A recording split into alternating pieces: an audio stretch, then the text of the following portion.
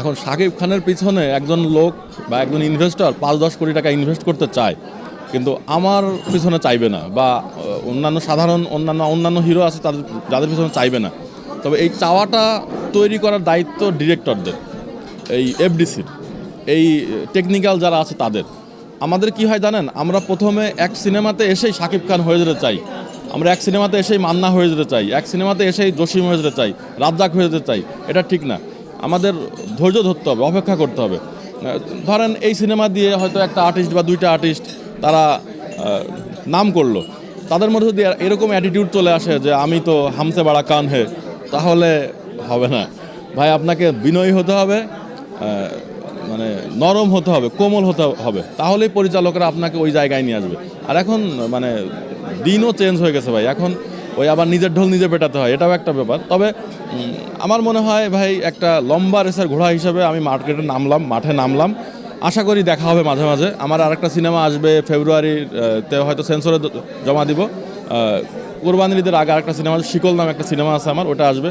এরপর লাইভ টেকনোলজির একটা সিনেমা আছে আমার, ওটাও আসবে। আর নতুন 2টা সিনেমাতে আমার এখন চুক্তিবদ্ধ আছি, ওটাও আমি হয়তো আগামী সপ্তাহে দেশের বাইরে যাব, দেশের বাইরে থেকে শুটিংয়ে ঢুকবো। তো এর মধ্যে জানেন না আপনারা হয়তো, এই পপির সাথে একটা সিনেমা সাইন করেছিলাম, ওই সিনেমাটাও তো হলো না, পপি তো গায়েব হয়ে গেল। যাই হোক, তো আশা করি সামনের দিনগুলো ভালো আসবে, ভালো যাবে। আমি নিজে কিন্তু ফিল্মে অনেক দিন, সে 99 থেকে আমি ফিল্মে, ইভেন আমি মান্না ভাইয়ের সাথে এমনকি শাকিব খানের সাথেও আমি কাজ করেছি।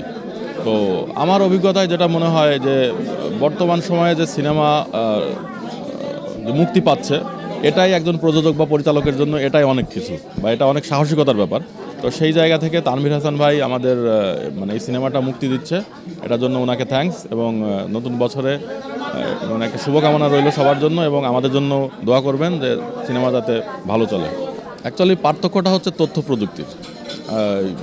মান্না ভাইয়ের যুগে বা ইভেন শাকিব খানের বর্তমান যে অবস্থান, তো আসলে আমাদের চলচ্চিত্রটা আপডেট হয় নাই। মানে আপডেট বলতে কি, মানে তখনকার যে অ্যানালগ যে সিস্টেমটা ছিল, ওটার সাথে বর্তমান মানে আমাদের বিশ্বের সাথে তাল মিলিয়ে আমাদের চলচ্চিত্রটাকে টেকনিক্যালি আরও একটু আপডেট করতে হবে।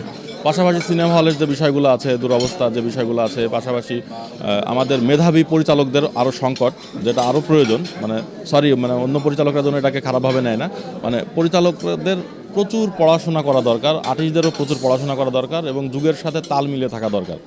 দেখেন, একটা সময় কসকো সাবান আমরা ব্যবহার করতাম, আমাদের গায়ে মাখলে এক ধরনের ঘ্রাণ বের হতো, আমরা খুব প্রাউড ফিল করতাম। এখন কিন্তু সেই কসকো সাবানটা আমরা ইউজ করি না, কারণ কি কসকো যুগের সাথে তাল মিলায় চলতে পারে না। তো এরকম অনেকেই আমরা আছি যারা আপডেটেড হতে পারিনি। অনেক আর্টিস্টও আছে কিন্তু দেখবেন যে একটা সময় সুপারহিট মার কাট এখন মানে কাজ করতে পারছে না। কিন্তু শাকিব খান, সে কিন্তু রয়ে গেছে, সে নিজেকে আপডেটেড করে নিয়েছে, সে তার লেটেস্ট ভার্সনটাকে সে আপডেট করে নিয়েছে, ইনস্টল করে নিয়েছে, যে কারণে এখন সে অ্যাভেলেবেল, এবং যে কারণে এখন তার চাহিদা বাজারে সবচাইতে বেশি।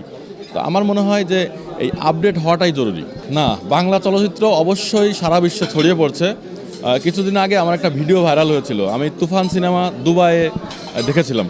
তো দুবাইতে আমাদের বাংলা সিনেমা চলছে, শাকিব খানের সিনেমা চলছে, ওখানে আমি একটা ভিডিও দিয়েছিলাম, ওই ভিডিওটা প্রায় 30-40 লক্ষ লোক দেখে ফেলছে একদিনের মধ্যে।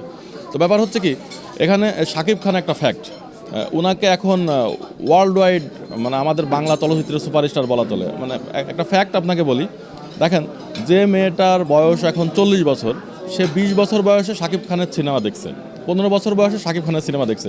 ওই মেয়েটার বিয়ে হয়ে গেছে, ওই মেয়েটার বাচ্চা হয়েছে, ওই মেয়েটা বড় হয়েছে শাকিব খানের সিনেমা দেখতে দেখতে। তার মাও শাকিব খানের সিনেমা দেখে, মেয়েতেও দেখে, ইভেন লেটেস্ট যে জেনারেশন জেনজি, এরা তো শাকিব খানকে দেখেই বড় হচ্ছে। তো ওনার একটা আলাদা জায়গা তৈরি হয়ে গেছে। এখন ওনাকে দিয়েই সম্ভব আমাদের বাংলা ইন্ডাস্ট্রিকে এখন ওয়ার্ল্ড ওয়াইড সবার কাছে পৌঁছে দেওয়া।